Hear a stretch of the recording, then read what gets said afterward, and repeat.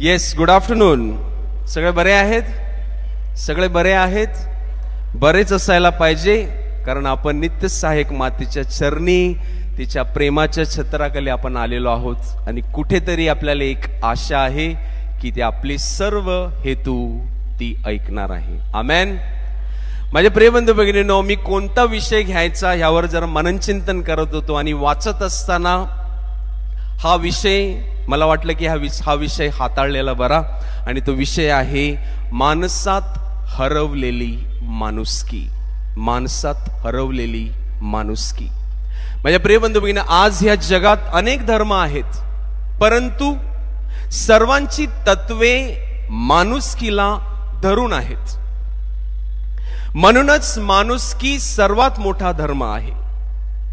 बाळ जन्माला येते त्यावेळेस ते माणुसकी सोबत आणत नाही. ते बालपणापासून शिकते. त्याच्यावर आई वडील शिक्षक चांगले संस्कार करतात आणि त्यामुळे ते माणुसकीकडे वाटचाल करत जाते. आपल्या मुलांना चांगला माणूस बनवण्याचा माझ्या प्रिय बंधू भगिनींनो आपला हेतू असायला हवा. नंतर भविष्यात मुलं स्वतः यशस्वी होणारच. परंतु प्रश्न हाच आहे की आज आपण आपल्या मुलांना माणुसकीचे धडे शिकवत आहोत का, की फक्त चांगले शिक्षण देण्यामध्येच आपण गुंतून गेलेलो आहोत? तुम्हाला काय वाटतं, आज माणुसकीची गरज आहे की पैशाची गरज आहे? तुम्हाला काय वाटतं, माणुसकीची गरज आहे की पैशाची गरज आहे? Good afternoon. माझ्याबरोबर आहात तुम्ही? माणुसकीची गरज आहे की पैशाची गरज आहे? पैसा नको, दोन्ही गोष्टींची गरज आहे. माझ्या प्रिय बंधू भगिनींनो, पैसा कमावणे काही चुकीचं नाही आहे. फक्त एवढंच की मेहनतीने पैसा कमावणे, प्रामाणिकपणे पैसा कमावणे खूप महत्वाचं आहे. परंतु त्याही पेक्षा माझ्या प्रिय बंधू भगिनींनो, जेव्हा आपण पैशासाठी माणुसकी विसरतो ते मात्र चुकीचं आहे. ते मात्र चुकीचं आहे. असं म्हटलेलं आहे, पैसा वापरण्यासाठी निर्माण केलेला आहे आणि माणसं प्रेम करण्यासाठी निर्माण केलेली आहेत. परंतु आज दुःखाची बाब हीच आहे की आज पैशावर प्रेम केलं जात आहे आणि आज माणसाला वापरलं जात आहे. माणसाला वापरलं जात आहे, माणसाचा वापर केला जात आहे. आजकाल प्रेम, जिव्हाळा, आपुलकी, भावना, माणुसकी हरपत चाललेली आहे. माझ्या प्रिय बंधू भगिनींनो, काही उदाहरणं द्यायची गरज नाही. आपल्याला सर्वांना ठाऊक आहे, या चर्च मधून बाहेर पडल्यानंतर आपल्याला कुठे माणुसकी दिसत आहे का? माझ्या प्रिय बंधू भगिनींनो, आज माणुसकी संपलेलीच आहे. संपलेलीच आहे. उरली आहे ती फक्त गरज. उरलेली आहे ती फक्त गरज. गरजेपुरता आपण कामी यायचं, नाहीतर आपण माणुसकी विसरून जातो. आपल्या जीवाभावाची माणसं आज निर्दयी बनत चाललेली आहेत. आज माणुसकी विसरून माझ्या प्रिय बंधू भगिनींनो आपली माणसं परकी होत चाललेली आहेत आणि परकी माणसं आपली होत चाललेली आहेत. एक दिवस ही घटना मी माझ्या आयुष्यामध्ये कधीच विसरणार नाही. माझे प्रिय बंधू भगिनी, कधी कधी ती विचार करताना डोळ्यात अश्रू येतात. एक दिवस आई वडील रेल्वे टॉयलेटची काळजी घेत होते. रेल्वे टॉयलेट असतं तिथे बसून ते 1-1 रुपया 2-2 रुपये गोळा करत होते. खूप मेहनत करून त्यांनी फक्त, मी जेव्हा तिकडे वॉशरूमला गेलो तेव्हा त्यांची जी नजर जी होती ती खूप दुःखदायक होती. तर त्यांना मी विचारलं की आज तुम्ही इथे कशासाठी आलेले आहात, काय तुमचं, तुम्ही इथे का राहता? आणि माझे प्रिय बंधू भगिनींनो, त्यांनी मला सांगितलं की आम्ही खूप मेहनत करून आमच्या मुलांना पायावर उभं केलेलं आहे. मुलांनी काय केलं माझ्या प्रिय बंधू भगिनींनो, त्या आई वडिलांची जमीन विकली. उपकाराची परतफेड करण्याऐवजी त्या आई वडिलांनाच माझ्या प्रिय बंधू भगिनींनो घराबाहेर काढून बेघर केला. बिचारे किती रडत होते माझ्या प्रिय बंधू भगिनींनो. मला अजूनही रडू कोसळतं त्या घटनेमुळे. माझ्या प्रिय बंधू भगिनींनो, याला आपण माणुसकी म्हणू शकतो का? याला आपण माणुसकी म्हणू शकतो का? त्या परमेश्वरासमोर उभे राहून माझ्या प्रिय बंधू भगिनींनो, अशा निर्दयी करण्याचं, वागण्याचं आपण त्याला काय जबाब देणार आहोत? काय जबाब देणार आहोत? आपण त्याला काय उत्तर देणार आहोत माझे प्रिय बंधू भगिनींनो? हॉटेलमधील वेटरला 50-100 रुपये आपण टीप म्हणून सहजच देतो माझ्या प्रिय बंधू भगिनींनो, सहजच देतो. परंतु माझ्या प्रिय बंधू भगिनींनो, ह्याला सुद्धा आपण माणुसकीच म्हणतो. कोणीतरी आपली सेवा केलेली आहे तर द्यायला काहीच हरकत नाही. परंतु माझ्या प्रिय बंधू भगिनींनो, जेव्हा आई वडील मुलांकडे त्यांच्या औषधासाठी आणि खाण्यासाठी जेव्हा हात पसरतात पैसे मागण्यासाठी, ते देण्यासाठी मुलं आज नकार देतात, तेव्हा त्यांच्या माणुसकीला माझ्या प्रिय बंधू भगिनींनो तडा का जाते? तडा का जाते?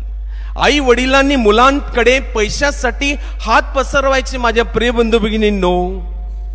आई वडील काय भिकारी आहेत? आई वडील काही भिकारी आहेत?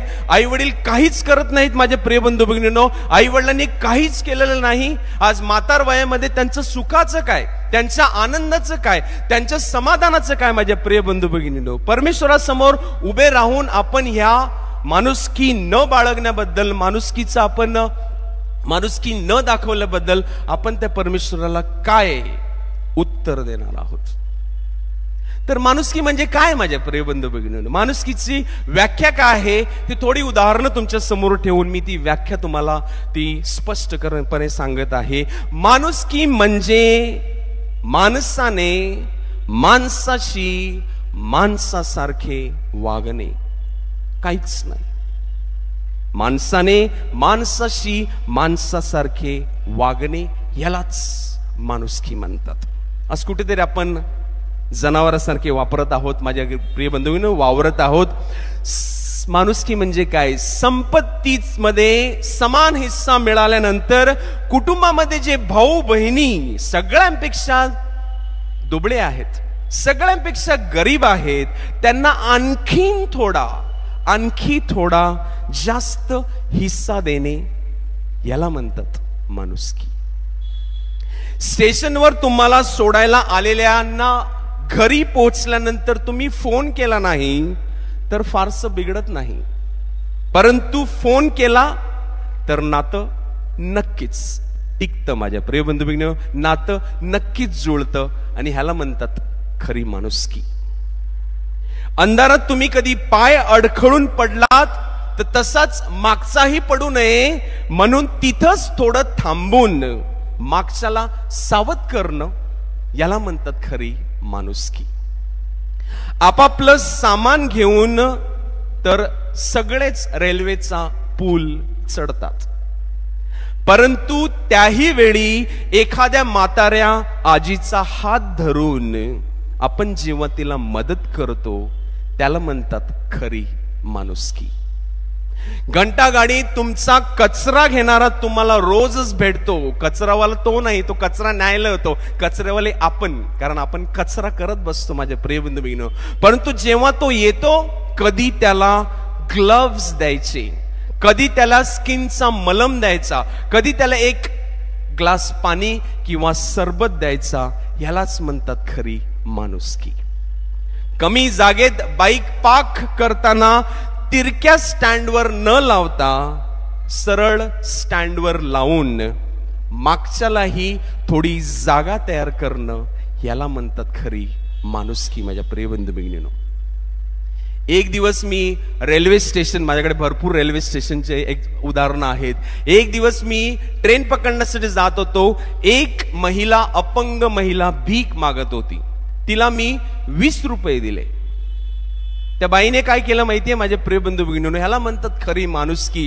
ती बाई लंगडत उठून थोड्याशा अंतरावर आणखीन एक भिकारी बाई बसलेली भीक मागण्यासाठी. तिला कोण काही देत नव्हतं. ही बाई लंगडत त्या बाईकडे गेली आणि तिने त्या 20 रुपयामधले 10 रुपये त्या बाईला दिले. याला म्हणतात खरी माणुसकी माझ्या प्रिय बंधू भगिनींनो. आज आपण नोवेनासाठी हार आणि मेणबत्त्या घेऊन आलेलो आहोत, किंवा काही ना काहीतरी अर्पण करण्यासाठी आपण आणलेलेच आहे. चांगली गोष्ट आहे माझ्या प्रिय बंधू भगिनींनो. परंतु ह्यापेक्षा जास्त कोणा एका म्हाताऱ्या आजारी किंवा अपंग व्यक्तीला बसायला जागा दिली तर ह्यापेक्षा मोठी माणुसकी कोणतीच असू शकत नाही.